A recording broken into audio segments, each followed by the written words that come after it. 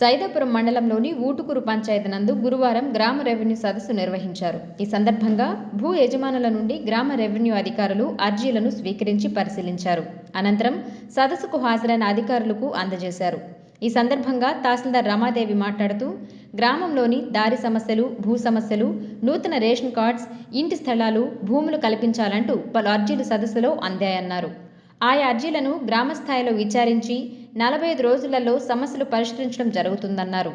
అనంతరం సదస్సు ముఖ్య ఉద్దేశాలను రైతులకు క్లుప్తంగా వివరించామని చెప్పారు.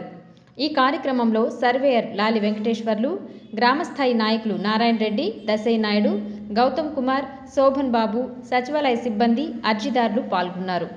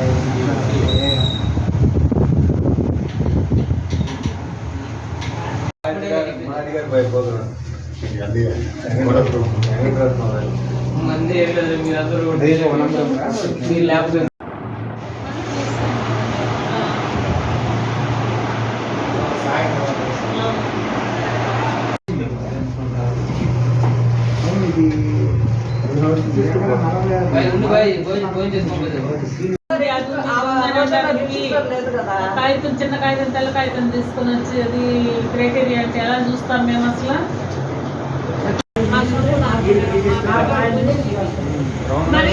ఈ పెద్దవాళ్ళు ఉన్నప్పుడు ఓట్లు వేయకముందే ప్రహరీ